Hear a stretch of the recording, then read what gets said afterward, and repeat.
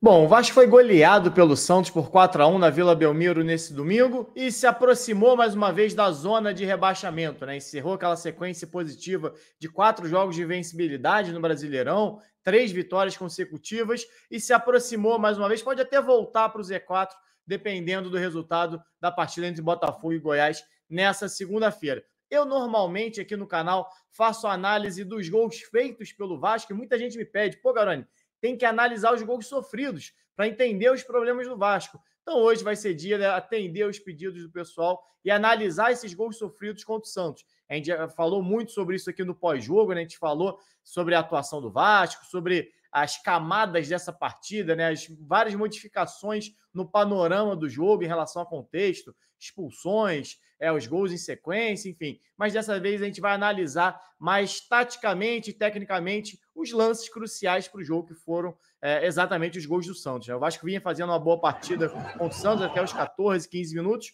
quando tem essa jogada aí de ataque, né? Uma diagonal do Marcos Leonardo nas costas do Medel, normal ele ganhar na velocidade, é mais rápido, é mais jovem do que o Medel, aliás, um baita atacante é o Marcos Leonardo, ele faz a diagonal e você vê que o Medel entende que aquela bola não é para ele pressionar o tempo todo, porque não é uma bola que vai em direção ao gol. O Medel já vai se posicionar um pouco mais por dentro, até porque ele nota a chegada do Puma. E a gente até debateu aqui no pós-jogo que, para mim, eu não marcaria essa penalidade. Há o contato, sim, mas para mim não foi um contato faltoso. A gente vê que os dois vão na direção da bola, o Puma não faz nenhum movimento a mais, né, na jogada em relação a dar uma pernada no Marcos Leonardo ou acertar ele com o braço. Né? É a passada natural dele. Porém, existe uma coisa que qualquer um que está acostumado a acompanhar futebol, nós aqui, quem acompanha só como torcedor, quem trabalha, sabe muito bem que esse é o tipo de lance que o atacante, o que ele mais quer é o contato, né? Porque é um momento onde o defensor precisa dar aquela recuada na perna. Não é desistir da jogada, algo que eu vi algumas pessoas comentando no Twitter. Pô, mas o Puma ia desistir da jogada? Não é desistir, é você atrasar a passada, porque olha para onde ia a bola ia para a lateral. Não era uma jogada de perigo do Santos, não tinha ninguém sequer dentro da área. Era uma bola que o Puma poderia dar aquela recolhida na perna, deixar o Marcos Leonardo ganhar essa bola pela linha de fundo, e aí ia dar tempo do Vasco fazer a recomposição defensiva, e depois disso tentava anular. Poderia até sair o gol do Santos na sequência, mas não seria por conta desse duelo aqui lateral, seria por um erro ou um mérito do Santos no restante da jogada. Então, é o tipo de lance que faltou inteligência ao Puma para evitar esse contato. E tem o contato, e a partir aí, até um debate que a gente teve aqui no pós-jogo, né? Depois que eu subi o pós-jogo, depois que eu fiz a live, alguns comentários aqui de que o VAR não deveria ter interferido. Deveria sim, porque o contato é muito claro. E a partir do momento que há o contato, o VAR precisa chamar para revisão. O árbitro pode até manter a decisão de campo dele. O grande problema é que no Brasil a gente não vê o árbitro manter a decisão de campo dele. A gente está até vendo o Daronco aqui no canto, né, fazendo gestos que não foi nada, mas é muito difícil o árbitro ir no vídeo e manter a decisão de campo dele. O que a gente mais vê acontecendo no Brasil é ter essa alteração. Mas a função do VAR é sim para chamar nesse tipo de lance. Porque é interpretativo. Toda falta é interpretativa. Eu posso achar que foi, você pode achar que não foi e vice-versa. Então, é uma questão de interpretação. O que não é interpretativo? Lance objetivo. A bola entrou ou não entrou? O jogador estava impedido ou não estava impedido? Isso são lances objetivos que o árbitro nem precisa olhar. São lances que a própria tecnologia faz a revisão e define. Então, esse é exatamente o tipo de lance que precisa, que o VAR costuma atuar. E aí cabe ao árbitro fazer a mudança ou não da decisão dele de campo. O Daronco fez a alteração da mudança dele. Eu acho que não. Eu fiquei com a primeira visão do Daronco também, de que há o choque, mas é um choque natural. O Puma vinha na passada dele, o Marcos Leonardo cruza a frente e tem o choque natural do jogo. Não foi algo intencional do Puma, ou não foi para ganhar, de uma certa maneira, algum tipo de vantagem. Mas foi, ao meu ver, uma infantilidade do Puma, né? Não recolher a perna no lance, onde o Marcos Leonardo, obviamente, ia deixar acontecer o contato. E aí tem a penalidade e sai o gol. Mas o Vasco continua jogando melhor, tem o chance do Verratti, e aí logo na sequência é o gol, né, do Vasco. Esse lance aqui é importante até para a gente entender o quarto gol do Santos, porque são lances similares. É uma bola onde um dos times está atacando e sofre o contra-ataque. É que nesse ângulo aqui, eu estou usando as imagens do UOL, a gente não vai conseguir ver o João Paulo só no fim da jogada. Mas ele também estava adiantado. Porque eu vi uma das críticas, principalmente no Twitter, muita gente falando que o Léo Jardim, o Léo Jardim tá sempre adiantado, tomou um gol assim do Fluminense, contra o América tentaram também no meio campo, e contra o Santos ele estava adiantado, e o Marcos Leonardo, a gente vai analisar depois o quarto gol do Santos, ele também estava. O João Paulo também estava. Isso é natural de todo time que está com as linhas avançadas. A gente vê o Santos aqui com as linhas avançadas. O que o goleiro faz? Ele sobe até uma posição que ele acha seguro, e isso não é uma ideia do goleiro, isso é uma orientação do treinador. E, claro, se ele tem a chance numa bola longa de antecipar essa bola e cortar no meio campo, ele vai cortar. Quando ele vê que essa bola está descoberta, ou seja, sem proteção da sua defesa, o que ele faz é correr para trás, como fez o João Paulo. Aí você tem aceleração, você vê que o Verratti ia inicialmente na direção da bola, mas o Peck é mais rápido do que ele. O Peck ganha a frente e o primeiro movimento do Verratti é sair da mesma linha do Peck. Ou seja, porque se ele fica muito próximo ao Peck, facilita para o marcador dele. O marcador que vai estar numa zona onde está a bola, onde está o Peck, vai estar sempre próximo do Verratti. Então, o Verratti já faz a movimentação para escapar daquela marcação, recebe e faz o gol no 1-1. Ou seja, mesmo o João Paulo retornando, estando embaixo das traves no lance do gol, também não conseguiu impedir, assim como o Léo não impede no quarto gol do Santos. Né? Até impede inicialmente, acaba sofrendo o gol na sequência da jogada. Isso aqui já é o lance do segundo gol do Santos, e para mim é onde começa a definir realmente a partida, porque era um jogo, dá para dizer, equilibrado até certo ponto, né? Onde, para mim, o Vasco até estava melhor nas ações do primeiro tempo, e a gente vê aqui, para mim, o fundamental é essa primeira bola aqui. Vai sair o cruzamento do Santos aqui de cima, uma batida de escanteio, e você tem Medel, Léo e Verratti, ou seja, os dois zagueiros do time e o seu centroavante. Ou seja, os três jogadores principais para esse jogo aéreo marcando essa bola no primeiro pau. Qual é o primeiro ponto? Essa bola não pode passar no primeiro pau. O Santos tem só um jogador, que é o Dodô. O Dodô faz, vocês vão reparar aqui, o Dodô faz uma movimentação para frente, que só na movimentação do Dodô ele já tira o Medel da jogada. Olha só. Ó, foi para frente e parou. Ó, o Medel. O Medel já ficou à frente do Dodô, já não marca mais ninguém. E ele faz um movimento para trás e ganha, ó, inclusive, do Verratti. Então, essa não é uma disputa de bola que o Vasco poderia perder.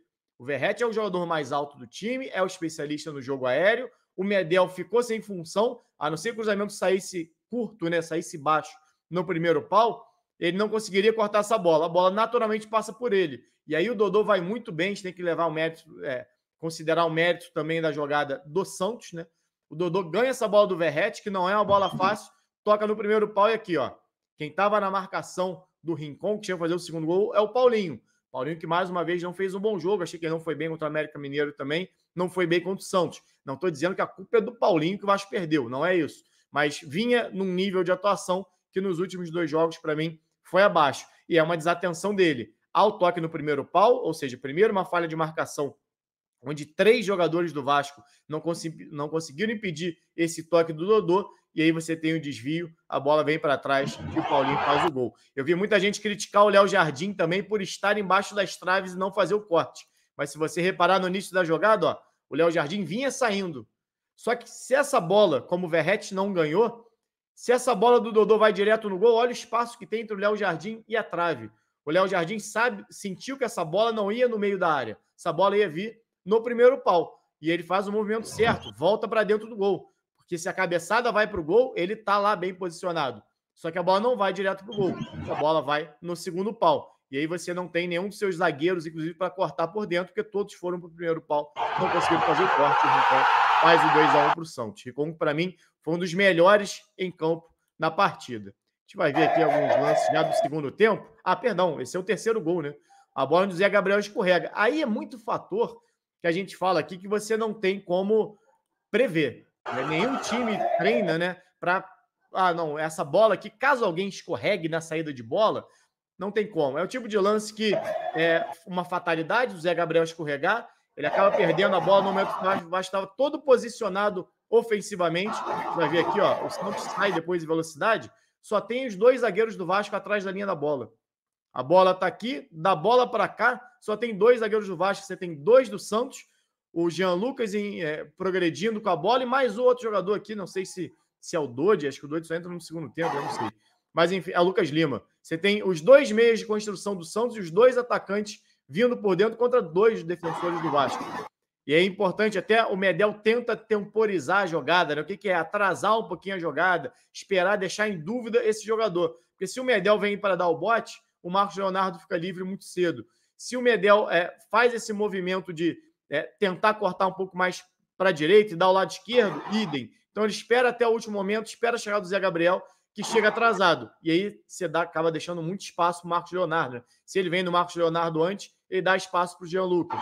E aí a bola vem, o Marcos Leonardo muito feliz na finalização, batendo de perna esquerda no contrapé do Léo Jardim. A jogada é toda do centro para a esquerda. Assim como o Medel não sabia se a bola ia para a direita ou para a esquerda e acaba deixando espaço para o Marcos Leonardo, a movimentação do Léo Jardim também, inicialmente, é mais central, esperando a definição da jogada. Quando a bola vem para a esquerda, ele dá o passo para a direita para defender o canto dele. E o Marcos Leonardo é muito feliz na finalização de canhota e acaba marcando o terceiro gol do Santos. Esse aqui já é o lance do quarto gol do Santos, né? Já após a expulsão do Medel, do Lucas Lima, ou seja, um momento ali onde o Vasco já estava indo mais para cima, a entrada do Sebastião, passou a jogar com dois atacantes e passou a dar mais espaço também, né? O campo passou a ter mais espaço por conta das expulsões e o Vasco se lançando um pouco mais, tentando, né, diminuir o placar para depois conseguir o empate. E aí, na sequência, o Vasco, numa sequência de cruzamentos, o Verratti sem grande sucesso, tem esse momento de transição do Santos. Falei um lance até parecido, né, com o gol do Vasco, porque é o momento onde o Vasco está pressionando, o Vasco está com as linhas adiantadas e o Santos sai em contra-ataque, assim como o Vasco saiu em contra-ataque no lance do seu gol, o Santos faz a mesma coisa. A grande diferença é que no lance do Vasco, o Vasco sai conduzindo essa bola desde seu campo defensivo. O do Santos é uma jogada até um pouco mais rápida, que é o lançamento longo para o Marcos Leonardo para enfrentar o Michael nesse 1 contra 1. É uma jogada onde tinham menos jogadores, né, à frente, tanto na zaga do Vasco quanto no ataque do Santos. E aí o Léo Jardim está aqui, ó, no cantinho, tentando voltar para a sua posição, como eu falei até no lance do gol do Vasco, é natural. Todo goleiro joga adiantado quando o time está avançado, exatamente para não gerar buraco. Quando a gente fala em time espaçado, é exatamente quando as linhas estão dando muito espaço, estão distantes entre si. E o goleiro também é uma das linhas. É claro que o goleiro não vai lá na intermediária ofensiva construir o jogo, mas ele vai ficar pelo menos na sua intermediária defensiva exatamente para tentar coibir esse tipo de lance. A gente já cansou de ver goleiro dando chutão, cortando de cabeça na intermediária, mas nem toda bola, obviamente, vai para ele. Quando não vai, o movimento que faz é exatamente esse que o Léo Jardim fez. Voltou para o seu gol, sempre olhando para a jogada. E aí induz o Marcos Leonardo à finalização. Marcos Leonardo, dessa vez, não finaliza bem e o Léo Jardim consegue fazer uma ótima defesa.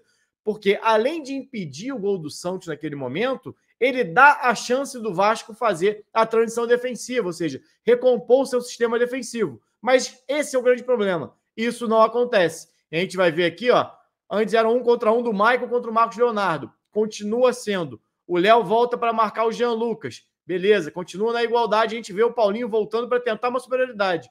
Mas ao mesmo tempo que chega o Paulinho, chegam mais 2 jogadores do Santos, né? O Rincon e o Soteldo. Olha só, 4 jogadores do Santos contra 3 do Vasco.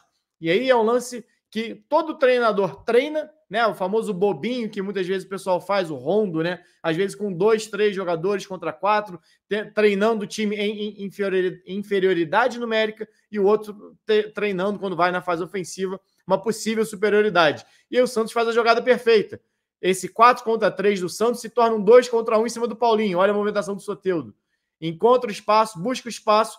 Paulinho, assim como o Medel no lance do terceiro gol, aguarda, né, para tentar esse bote não ser tão prematuro, para tentar dificultar um pouco para o Rincon, talvez até forçar o erro dele, e aí a bola sai do Soteldo, que chega ali para finalizar cruzado, marcando o quarto gol do Santos. E aí parecia, naquele momento, que o Vasco já tinha desistido do jogo, né, ou faltou perna para o time, porque não pode, no meio do segundo tempo, o time voltar em desigualdade numérica, como vinha sendo, mesmo depois do seu goleiro fazer uma defesa, mesmo depois do ataque do Santos perder a velocidade. Uma coisa é perder na corrida, a outra coisa é você sequer correr para voltar para defender, e o Vasco acabou sendo goleado dentro da Vila Belmiro.